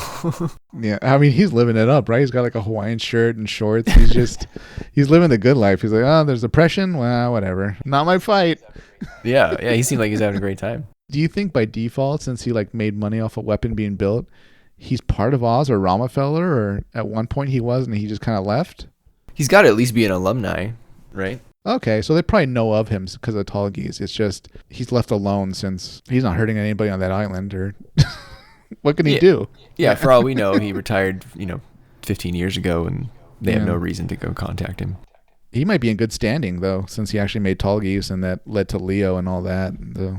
Yeah. He probably gets their Christmas invitations. Yeah, their newsletter. Yeah. Yeah, like, haven't heard from you in a while. Hope you're doing well. One of my favorite parts of the show so far is also just the Gundam engineers sort of plot to fix the Gundams and design their own suits to be used by the Gundam pilots unknowingly. Like, they designed the two new suits, the Mercurius and the V8, which I gotta say, Isaac, those were the first two designs in the series, maybe besides the Tall Geese, where I was like, these are cool. I like those. Absolutely. Yeah, I'm right on board with that. Cool colors, cool design. I like their completely opposite roles. One's full defense, one's full offense. I like how when Lady Un was meeting with them, they were like, oh, so you want us to build you, another Gundam that can beat the other Gundams? She said, no, I want you guys to build me another mobile suit that can beat the other Gundams, not necessarily a Gundam. Yeah. And they kind of took her at face value, and they said, you know what, the Gundams are for the good guys. We'll build you. We'll build you villainous looking sub bosses in the middle of the season, but we won't build you anything else. That's right. Yeah, I just liked how they were clearly plotting right from that. Under their noses. Right. Again, another thing that makes no sense is like, why would Colonel Un trust them? Clearly, they're gonna install something or double cross you in some way. Yeah, or ensure that the mobile suits actually went to Gundam pilots that would fight you. It just seems very unwise is all. Well, I mean, nobody else can really make great top of the tier mobile suits, it seems, right? They made a big deal about the Tauruses. Those get knocked out left and right, even though they're pretty good as far as all's mobile suits. I don't think we've seen Virgos at that point. We see them later on, I think. A little later, yeah. But yeah, so that was the best she could hope for. And here we get yet another explanation that doesn't make sense. So this is around the time when Lady Un is trying to convince the colonies that they need to make mobile suits if there's to be peace. Lady Un convinces them that they need to do that by appealing to their admiration of a man's desire to fight. And then the scene just kind of ends, and the colonies just agree to it. And again, that's another one of those examples where I'm like, well, that doesn't answer their question, nor does it make sense, nor is it very convincing. We just like hand waved our way out of this big plot point, and we're just going with it. Brian, that gets added to the list of hundreds of lines in this half of the series that are just, they were clearly written because they sounded philosophically heavy. We hear Zax and Treize and the pilots and everybody else say so many weird lines, right, that are vaguely philosophical. You know, I guess a soldier's spirit can only be determined by his passion. Or the nonsense, right? That right? You can right, see Treize or Zax saying that, right? Yeah, it was almost like soldier philosophy Mad Libs. Absolutely, yeah, like a captcha, that was designed to make, you know, a militaristic quote. Yeah. That's what we get in this series, which I did not enjoy. So this is also around the time, Isaac, when we started seeing a lot more of Lady Un and not Colonel Un. And so I started to wonder to myself, like, is her Colonel suit like a reversible suit into like her civilian clothes? Or like does she keep lots of different changes of clothes? Or like, and how does she go? Does she change her clothes very quickly when she changes her personality? Like, does she feel the personality change coming on and then she goes and changes? Or like, how does this work?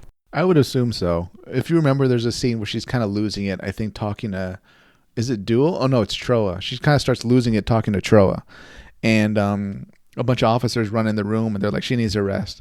So it seems like maybe some of the officers that are kind of kept with her, they might be on the up and up. So I assume they have the whole wardrobe when she's ready to go into peaceful diplomat mode. Yeah. And then they can quickly, you know, they'll lay out the red uniform when she needs to go into bloodthirsty mode.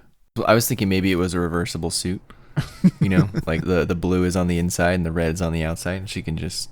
Would that work? Are they different lengths? Oh, I don't know. One's a skirt. I mean, you know, she has a lot of resources. You can make a Gundam. You can make a reversible Lady Un outfit. There's a team of scientists that were like responsible for her clothes. Yeah, totally.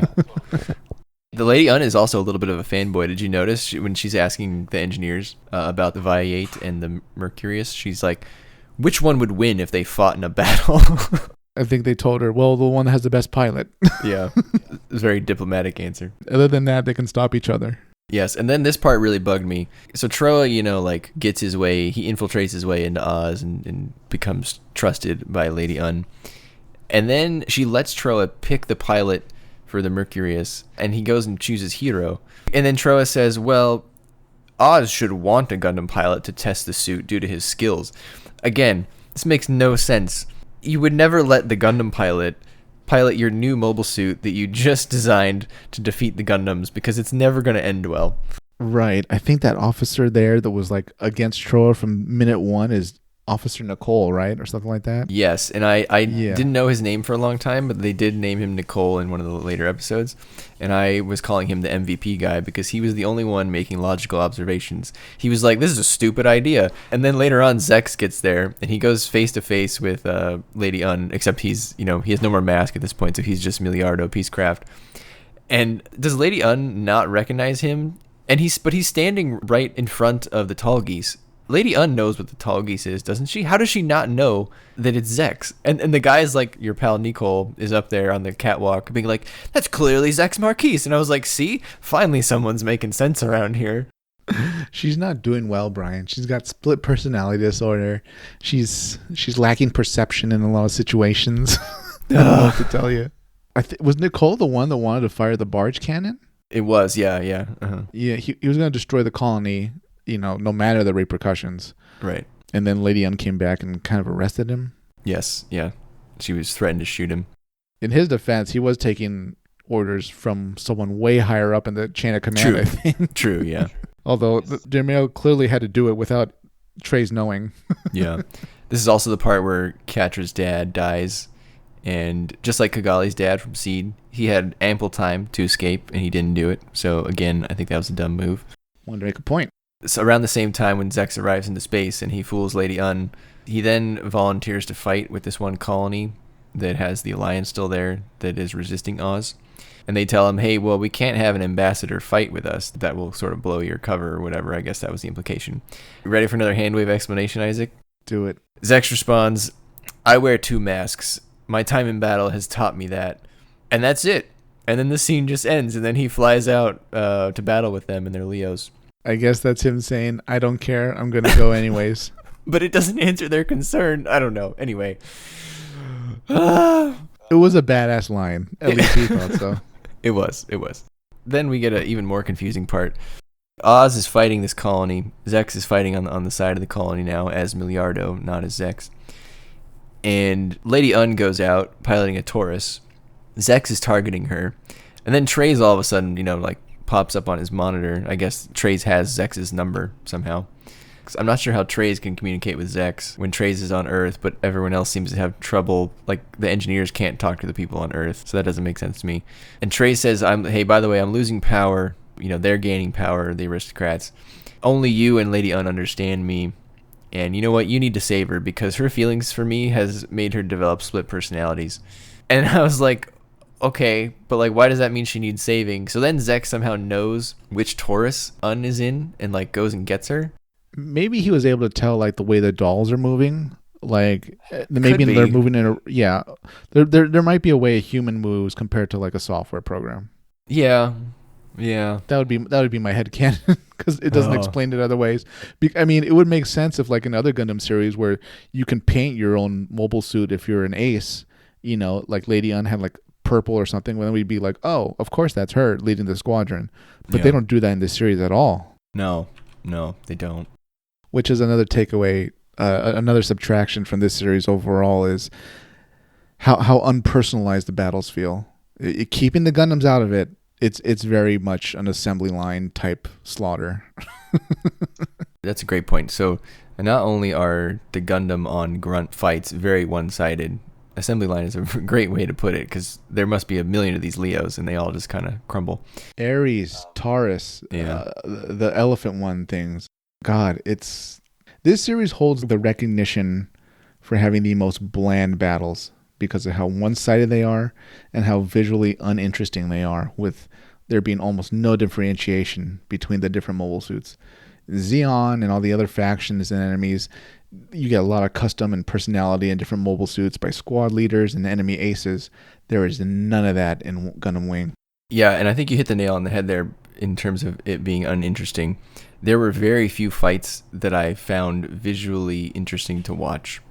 The only ones that I enjoyed, I think, were maybe when Hero and Zex were fighting in Antarctica, and the 3-way fight between Hero, Trowa, and Zex in space, when Hero and Trowa were in the Mercurius and the Viate, and Zex was in the Tallgeese. That one was cool because they were using the Mercurius shields to shield the Viate.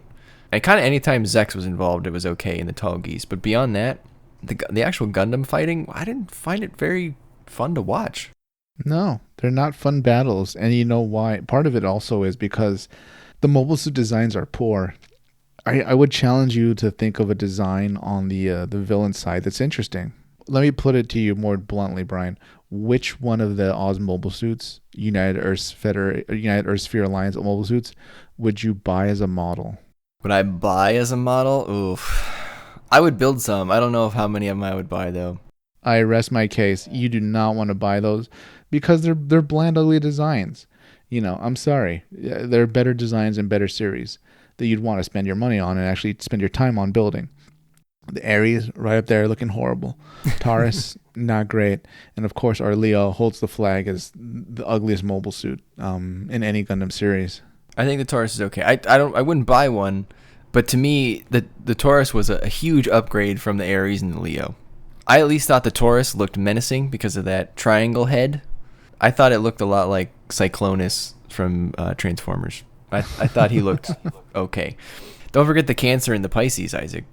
Oh, God, those are terrible. Crab hands. The cancer looks like it has a smiley face. If you look at the underside of the crab, it looks like he's just happy all the time. What doesn't make sense is that the camera, it's facing down when it's in like sub mode, swimming around. Okay, Yeah, I just got an image from Brian. Let's take a look. Oh, God. Well, I don't really see so much a smile, but yeah, it's got two eyes and its mouth open. Yeah, he's like happy. Like, he's laughing. Yeah. Surprised. He caught by surprise. Yeah, I guess before we go fully more into the designs, after that, our heroes do get their Gundams back. Death Scythe gets rebuilt into Death Scythe Hell. Shenlong gets rebuilt into Ultron. Those designs are pretty cool, or at least they're cooler than their predecessors, I guess. We get a little bit of taste of it. I think there's going to be more of those coming, obviously, in the second half of the show. We meet Wing Zero. And then at the very end, Isaac, of episode 26, there's a great quote, which I think sums up pretty much everything to this point. Quatre says, "Hero, I've been wondering who our allies are and who our enemies are in this war. I get confused thinking about it." I thought to myself, I do too, Quatre. And then Hero said, "Quatre, the ones after your life and the targets you aim to defeat are always your enemies." And Quatre says, "But what if you find out you were mistaken?" And Hero says, "Quatre, we're not mistaken about this, but it's possible this period of war has gone nuts." And Hero's right. This show's political, everything has gone nuts with all these people switching sides. At the end, do you remember Treize's long, rambling monologue about why he needed to leave Oz? Vaguely. Is that when he interrupts Dermail? Yes. And he's like at the meeting, and Dermail puts like this. Okay. Yes, I vaguely remember him saying that like he can't follow Oz in their direction, something about like they're going to release some mobile dolls and humans had to fight and spirit, something like that. Yes, he was basically said, "I want to be a loser," because the winners end up declining in power and then they give rise to a new power or something. So now that he considers, I think it was because he considers himself the winner, right? Like he orchestrated the coup. He's now the winner, so now he wants to hurry up to being the loser so that he can be part of the next winner. I'm not sure. He's pretty much telling them, he's leaving to put himself in a position where he can make a comeback. Yeah, and they allow him to do it instead of just killing him, which again, maybe not the greatest idea. Is that the purpose of the gun? Like Dermail put that gun on the table to kind of say, well, you have to commit suicide. Oh, could be. I thought they were just going to confine him. But why put that ceremonial gun on the table? Is that like... I don't know. Okay. This is a good point. I'm not sure. This is Romefeller stuff that we didn't really understand. Yeah. I also liked that at the very end, Hero had a vision of Relina when his mind was going crazy because he was piloting Wing Zero and the Zero system was, making him do funky things. Because when he had the vision of Relina, that's when I remembered that she used to be a character in this story about like 13 episodes ago. Yeah, before she... I don't know what the hell she's doing now. Fell off the face of the story. We haven't seen Relina in a long time, right? By the end? No. Last I saw her, she was... I don't even remember. Was she at the Sand Kingdom yet? Maybe. With Noin? Yeah, she attended something as a representative of the Sand Kingdom, didn't she? Yeah, she went to Romefeller, right? At the meeting, and then she got on stage and Noin had to jump up there and cut her off. Yeah, that's right. That's right, yeah. But like the fact that you don't even remember the last time you saw Relina just shows that there's either too many characters in the show or that they've just grossly mistreated her. And this comes down to my biggest problem with the show. I feel it's poorly written. I think it's got pacing problems. It seems pretty directionless at times. They don't know where they want to go with the story or what they want to focus on. It seems like maybe at some point they had this whole plot where, okay, the Gundam pilots are going undercover on Earth. They're going to have these jobs or they're going to be in school. And then later on, we'll pick up the actual plot. But that gets wiped away because what we're told are the villains, the Earthsphere Alliance, they get wiped out in like the first few episodes and become sort of this minimal, non-existent threat. Oz takes over.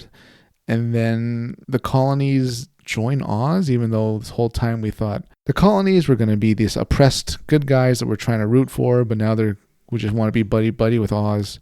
It's very a whirlwind of things happening, of the writing and the pacing not being great or tight enough, and I'm surprised anybody young really enjoyed this show.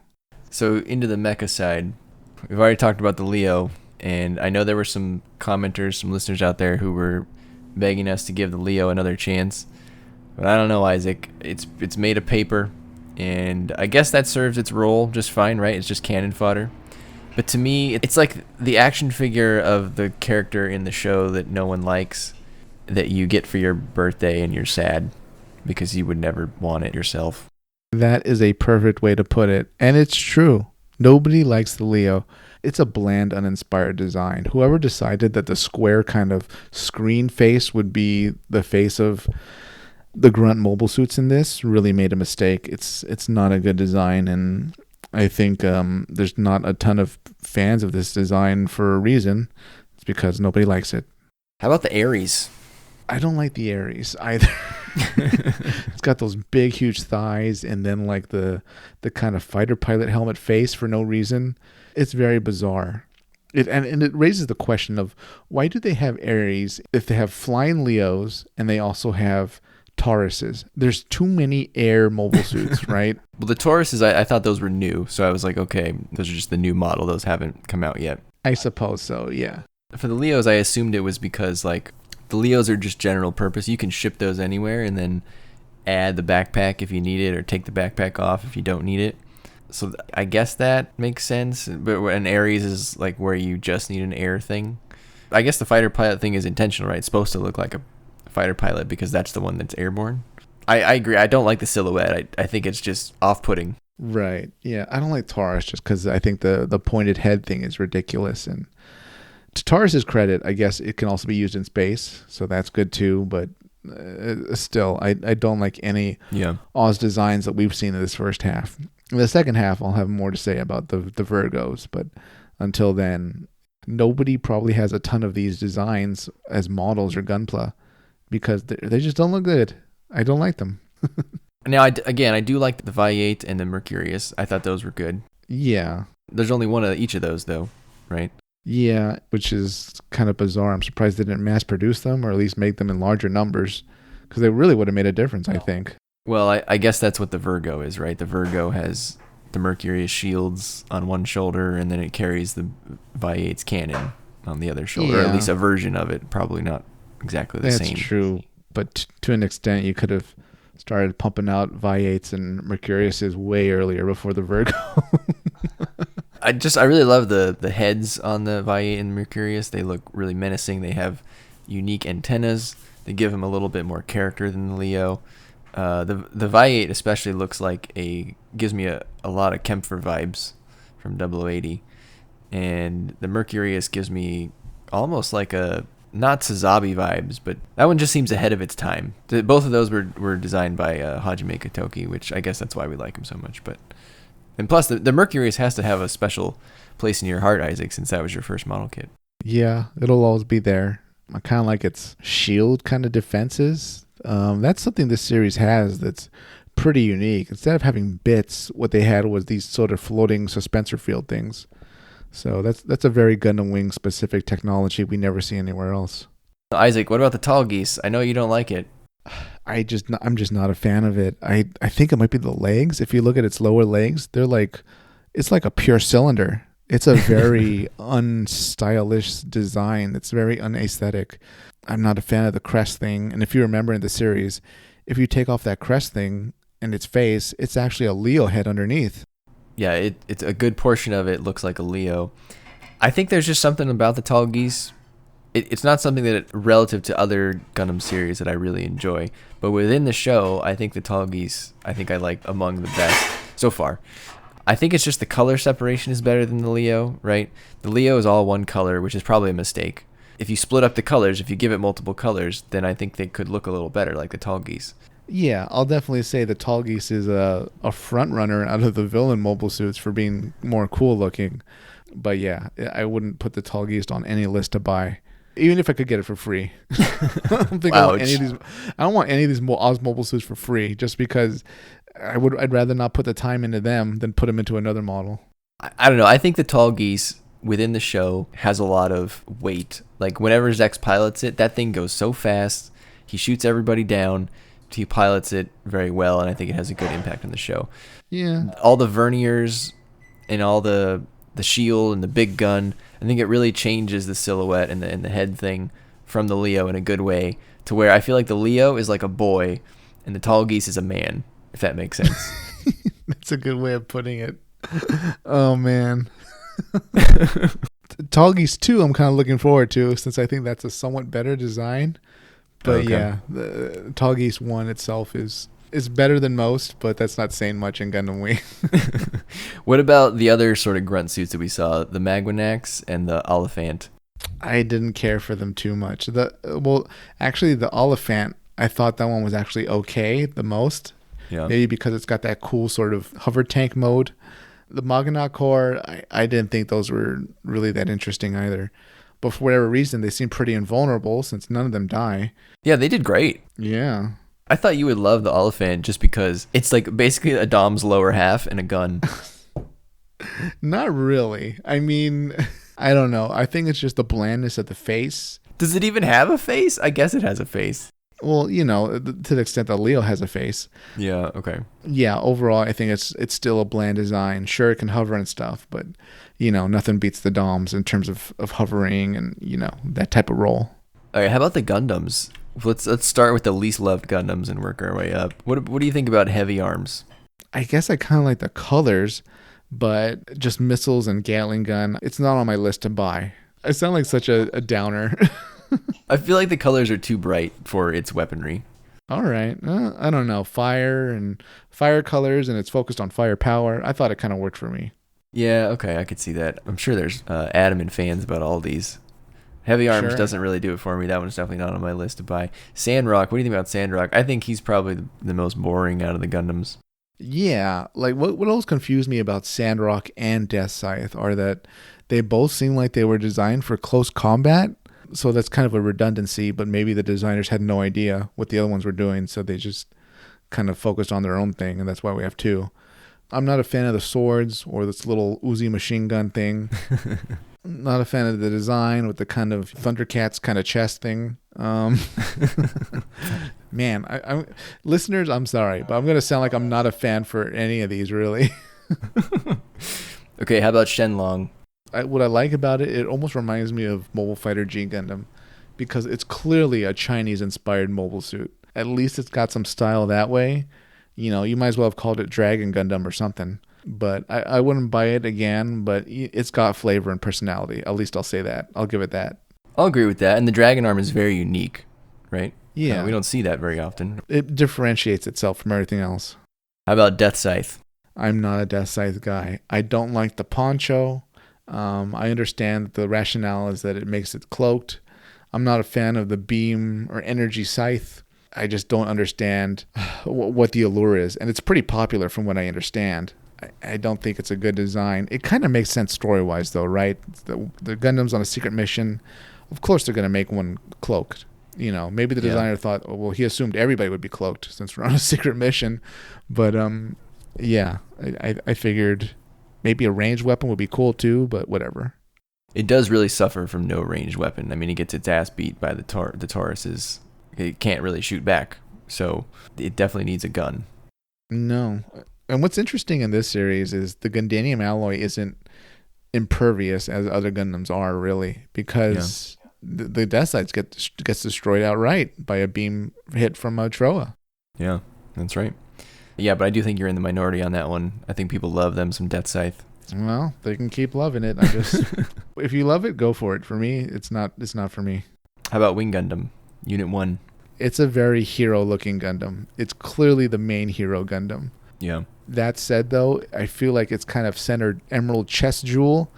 We reach Megazord levels in the design. And I'm not that big of a fan of it. I kind of like a more militaristic looking design rather than something that's kind of stylish for its own purpose. I think it's the Buster Rifle thing is too powerful. Yeah. It's like city destroying at a certain extent. It seemed very much almost a super weapon Gundam that they built, right? Yeah, that one, I think what's most off-putting to me is like the little yellow things around the chest piece. It just, I don't know. It makes me not like it. Megazord, right? Yeah, something. And just all these Gundams have very big shoulder pads. I guess it was the 90s and like shoulder pads were big. Or maybe that was the 80s. I don't know. But yeah, I do think the Buster Rifle is probably a little too big. Yeah, I don't know. Wing's not my favorite. And then we did see Wing Zero there at the end quite a bit. I think Wing Zero looks a lot better than Wing, even though they don't look that much different. Again, they got rid of the yellow vents that I don't like. Do you like Wing Zero any more or less than you like Wing? No, as far as I'm concerned, the designs they're too close to really make a difference. Got it. Okay.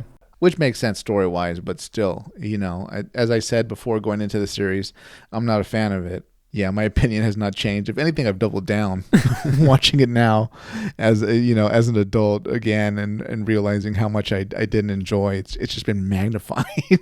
Yeah.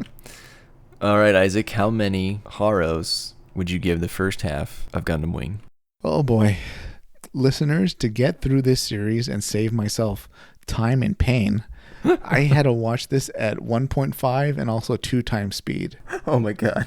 So that should tell you what I actually think about Gundam Wing.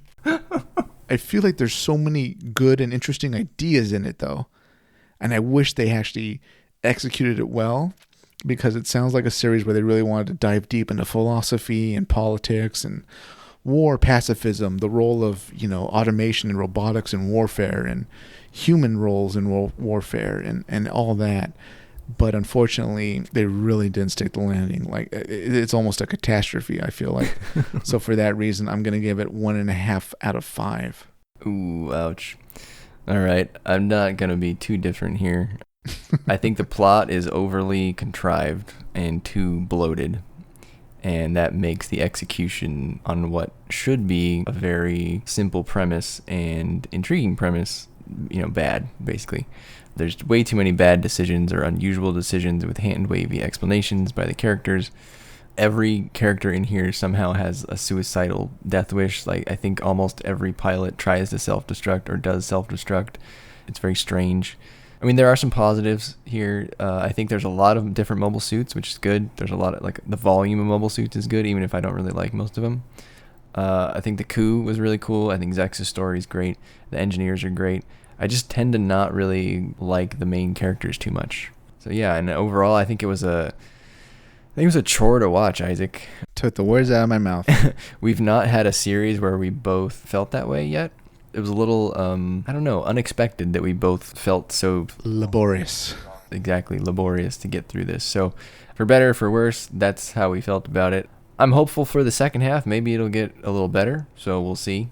We'll see if Isaac makes it. Maybe he'll have to watch it in 3 times speed. If only my streamer went up that high. Unless there's some big improvement in the second half, this isn't one I'd probably revisit again in the future. So I'm going to give the first half a 4 out of 10 because I'll be honest, listeners, I fell asleep probably every time I tried to watch the show. Wow. It took me about 3 weeks to watch 26 episodes, which is way too long. So wow. Brian, having given your score now and I myself given my score, let me ask you something else that's almost sort of its own rating. Would you recommend this to anybody that's interested in Gundam but hasn't seen a series yet? No, I wouldn't. Good. I think this is great for people who have watched a lot of Gundam or people who watched it back in the day and want to revisit their Gundam glory days. I think it's fine for you because you know exactly what you're going to watch. And you'll give a lot of things a pass. I promise you. The things that bother us probably don't bother you, and that's totally fine. Dare I say this would put people off if they entered in it blind? I think it would, yeah. There might be some people that would enjoy this type of show, right, where just the characters say lots of weird things and they're just pretty looking. The show's a little old, though, now. I don't know that it holds... That prettiness may have faded a bit relative to new series. Yeah. But it definitely, I don't think, would give you a good sense of most of the other Gundam shows. I mean, this one just feels very different. I don't remember it feeling that different when I watched Endless Waltz over and over back in the day, and for the limited episodes I did see. But, yeah, again... chore to get through, unfortunately. We're always pretty honest here, Isaac. We're not going to lie to you listeners. This one's a chore to get through. So 4 out of 10, I'm sticking to it. Listeners, and I think Brian also would be very curious, though, if you're a big fan of Gundam Wing, and that's fine. We're not going to jump on you in the comments or anything like that. Please comment below. Tell us what you like about Gundam Wing, what you enjoyed about it.